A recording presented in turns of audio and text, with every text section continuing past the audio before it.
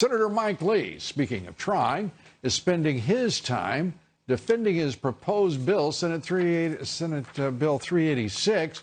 It is simply an assault on working Americans, the American middle class, and by the way, an insult against all Americans because it is duplicitous and deceitful. The Senate bill is known as the, are you ready for this, the Fairness for High-Skilled Immigrants Act. He wrote in a statement Wednesday, quote, "What it does do is end the discriminatory current policy that punishes green card applicants from large countries. Read China and India."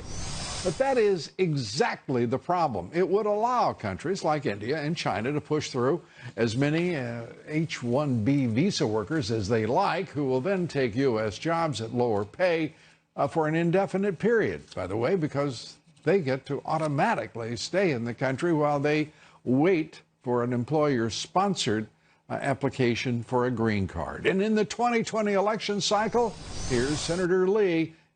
He is, of course, a fan of foreign labor, but not so much American labor. He's raked in thousands from some of the top sponsors of H-1B visas: Microsoft, Google, Amazon, Facebook, you know, the usual list. And joining us tonight is Jessica Vaughn, Director of Policy at the Center for Immigration Studies. Jessica, good to have you with us. 386, where do you stand on that piece of legislation that is apparently to right great wrongs that have been done to foreign workers in this country? Oh, it's a terrible piece of legislation, and it's very bad for American workers. The main reason it's so bad is because it rewards this business model for employers and these Indian body shops to replace American workers with foreign workers who come in on visas and promising them green cards even though they're coming in on temporary work visas. It would put these visa workers at the head of the line to receive green cards even faster, and it means that employers... I'm sorry, Jessica. What is the rationale? Why would you want to give 90% of the green cards to two countries, China, because that would be the effect. Right, China that would be the India. result.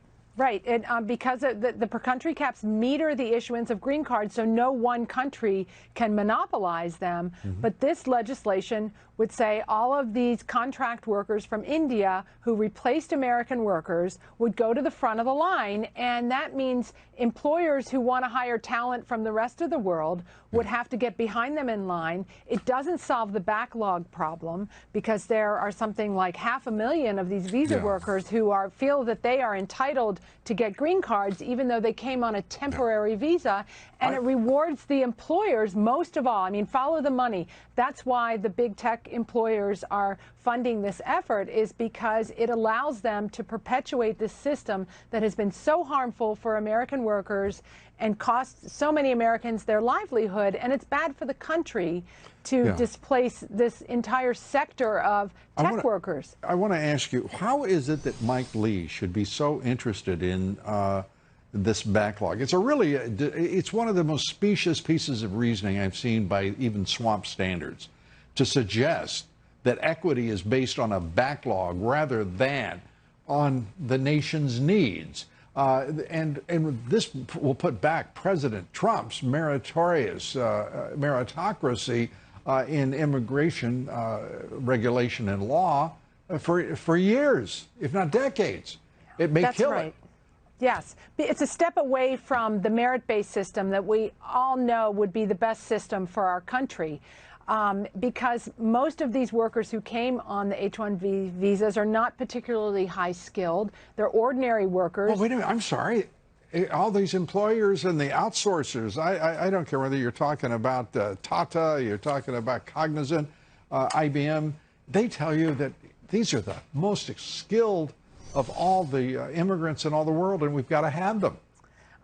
It's nonsense. They're ordinary workers doing jobs that Americans once did, and they've been hired because they're cheaper. Right, exactly. It's all about the paying lower wages and not having to bother with Americans. Bypass U.S. workers. That's how they did it. Follow the money. You know, as for Senator Lee, I can't speak to his motives, but he does have a lot of these high-tech companies in his district, and a lot of workers there. And, you know, it's Utah's been billed as fairness. It's a hotbed of corporate labor arbitrage. I mean, it's preposterous. And where is his legislation for the American worker? We took a cursory research run at it, and I will tell you, we found nothing. His interest is something quite different than the middle class and the American worker. It's stunning to me. And I will never forget, Bill Gates in a chair by himself before Senator Ted Kennedy talking about H-1B visas and how many do you need? And he said an infinite number. That's what we basically have got, isn't it? And the senator called me out for saying that it would double the H-1B visas. The effect of that is precisely what I believe it still will do, pushing it to somewhere around 300, well, effectively 300,000. It's far more than that. What is the estimate of H-1B visa holders in this country right now? We're supposed to be giving out 65,000 a year. Oh, it's not 65,000. It's about 500,000.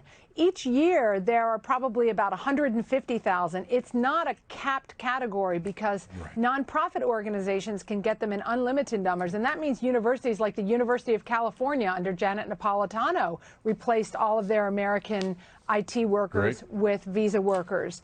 And this will spread to other industries. There's no doubt about that, to accounting, nursing, teaching, many other knowledge professions, good jobs that Americans now have. The Hospital Association, nursing, a number of the Nurses Association, as I understand, also oppose this Senate Bill 386. With good reason, because it perpetuates and rewards this business model of replacing American workers. Yeah.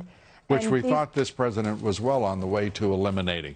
And then Mike Lee, his own party, this has already moved out of the House, as you know. It's sitting in the Senate it will be one of the most scurrilous acts, in my judgment, against the American worker. Particularly under this president, it will not be helpful to him in the 2020 election. This is just, it's horrific. Jessica, you get the last word.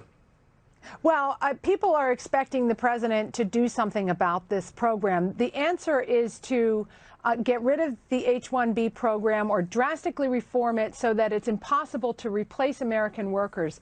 Senator Lee threw some other light reforms on it, but it's not enough to end this dysfunctional system. And we need to move to a merit-based system. The president is exactly right, as is his wont. Jessica Vaughn, good to have you with us. Thanks so much. Good to talk to you.